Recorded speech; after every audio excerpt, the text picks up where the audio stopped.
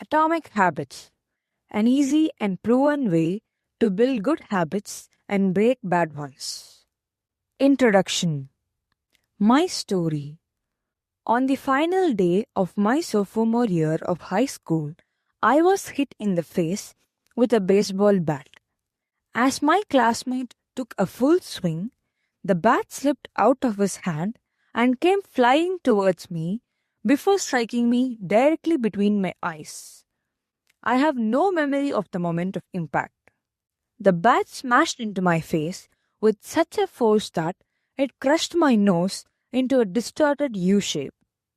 The collision sent the soft tissue of my brain slamming into inside of my skull. Immediately, a wave of swelling surged throughout my head. In a fraction of a second, I had a broken nose, multiple skull fractures, and 2 shattered eye sockets. When I opened my eyes, I saw people staring at me and running over to help. I looked down and noticed spots of red on my clothes. One of my classmates took the shirt off his back and handed it to me. I used it to plug the stream of blood rushing through my broken nose. Confused and shocked, I was unaware of how seriously I had been injured. My teacher looped his arm over my shoulder and we began the long walk to my nurse's office, across the field, down the hill, and back into the school. Random hands touched my sides, holding me upright. We looked our time and walked slowly. Nobody realized that every minute mattered. When we arrived at the nurse's office, she asked me a series of questions. What year is it? 1998, I answered. It was actually 2002. Who was the President of the United States? Bill Clinton, I said. The correct answer was George W. Bush. What is your mom's name? I stalled. 10 seconds passed. Party, I said casually, ignoring the fact that it had taken me 10 seconds to remember my own mother's name. That is the last question I remember. My body was unable to handle the rapid swelling in my brain, and I lost consciousness before the ambulance arrived. Minutes later, I was carried out of the school and taken to the local hospital. Shortly after arriving, my body began shutting down. I struggled with basic functions like swallowing and breathing. I had my first seizure of the day, when I stopped breathing entirely.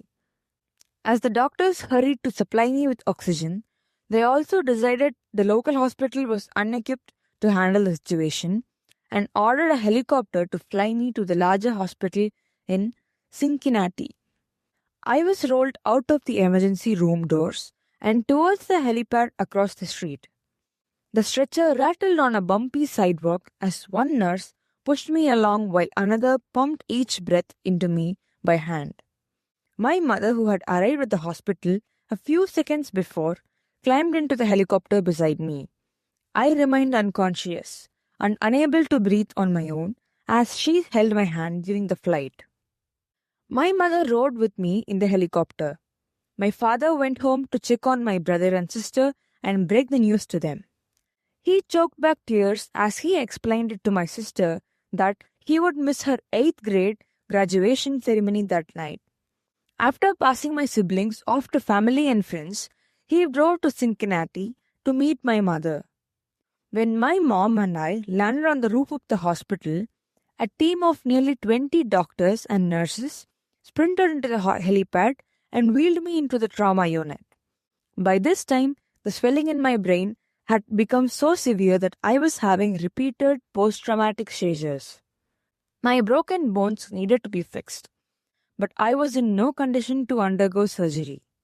After yet another seizure, my third of the day, I was put into a medical coma and placed into a ventilator.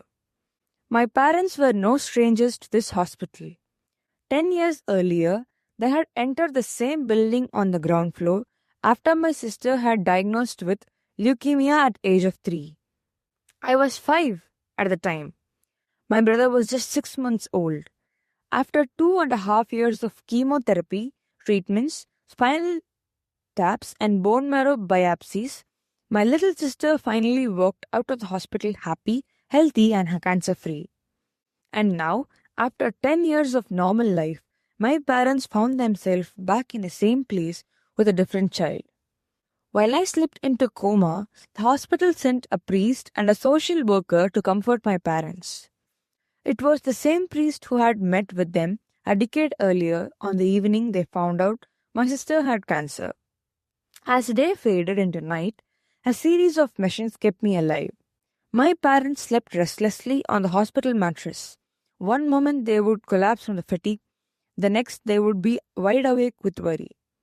My mother would tell me later, "It was one of the worst nights I've ever had."